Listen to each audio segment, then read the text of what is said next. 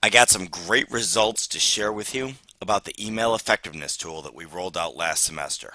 As you might recall, we got challenged by one of our customers. Did prizes actually boost their response rates? Now, a couple of years ago, this was a no-brainer. Of course they did. But this prompted us to do an amazing analysis. Basically, what we did was we took every customer, every email they ever wrote, and analyzed them on over like 65 different factors. We came up with a bunch of recommendations.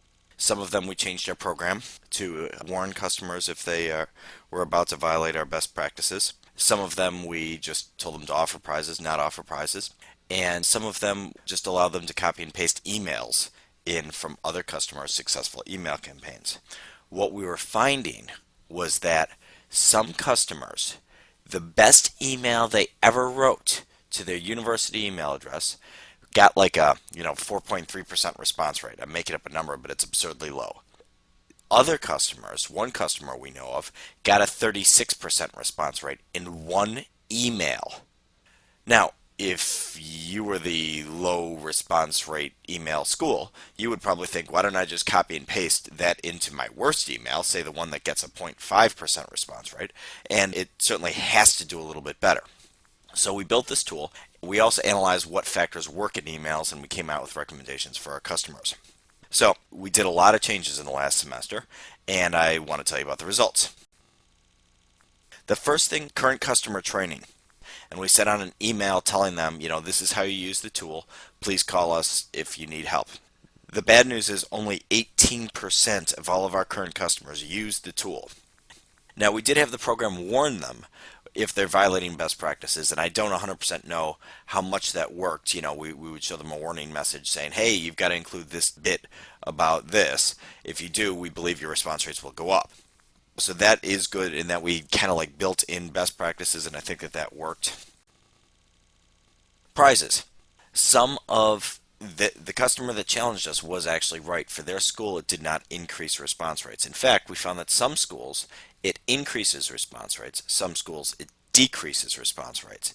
The only explanation for this we have is that some schools' spam filters are more aggressive than others in filtering out spam, and they're identifying it as spam even though we whitelist and all that other stuff. So, we told about 15% of our customers to stop offering prizes. The result was that 80% increased their response rate for a group average of 6.7%. Not bad. We also told 30% of our customers to keep offering prizes that we're already doing. 80% of them increased as well for an average of 4%. Other statistics. Of the schools, we had no opinion. We couldn't figure out whether prizes were hurting or helping them. 70% of them increased for an average gain of 3%.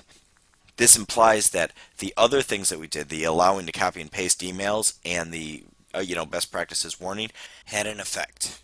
Of the 18% of the customers who actually checked out the copy and paste screen, as a group, they had an average response rate increase of 8.3%. This to me indicates that the copy and paste functionality is extraordinarily useful at boosting response rates. So, if you're going to check out the screens and really, make a concerted effort to try and boost your response rates, by looking at the effectiveness of emails, you can consistently get great response rates. The schools that don't, in my opinion, are the ones that maybe have someone write a letter to their students and they don't really, they're not trained in how to write effective emails to get response rates. They're trained in talking about, whatever, and that may be great in a classroom or great telling to other instructors. But for students, there are certain things that get them to respond. We know what they are. We have many schools that won't even consider offering prizes. Let's see how they fared. So, basically we recommend prizes. They say, no, and that's all fine and good.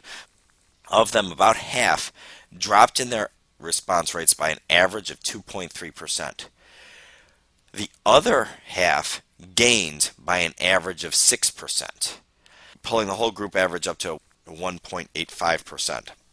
Now, clearly this isn't good. We have room for improvement here.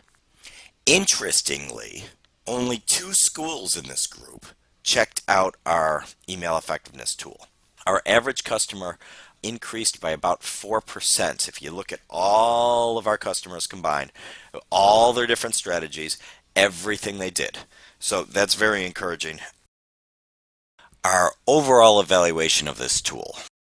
Normally, we see about a 1 to 3% in average response rate gain each year. So as customers go, the Edgewood College, I did the one statistic where after 6 semesters, they were still increasing by 2% each semester. They, started off increasing by 5% and they went to 2%. In summary, this evidence suggests that the email effectiveness tool is boosting the average person's response rate by about 3 to 6%, which is great news. Another point, we absolutely need to train our current customer base on this tool. They currently aren't.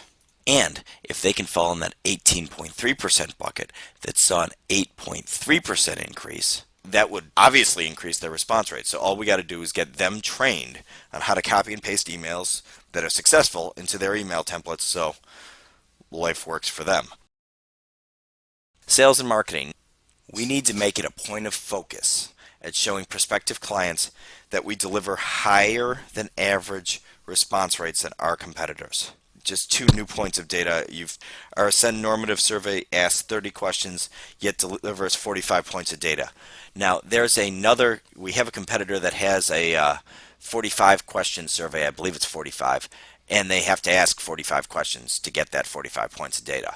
So those students have got to be suffering from survey fatigue, which I guarantee is lowering their response rates. Also, our better response rate coaching has yielded higher response rates in every head-to-head competition we've seen. And then there's the notable example that one school, because their teachers union said, we want to try this. They left us for a competitor. Then they got a 0% response rate. Then they came back to us. The reason why they came to us in the first place was the instructors union wanted to try a different product, and the IR director said, well, it's double the cost and I don't think it's as good. They said, we want to try it anyway. And then they got a 0% response rate. Now, I can't fathom how this can't be viewed as gross negligence. Like, how many other customers is that competitor aggravating? So we need to emphasize in every potential customer contact how we do such a great job at delivering response rates, because response rates are important for our customers, and we know this. This is why we build tools like this. So thank you very much for this part of the presentation.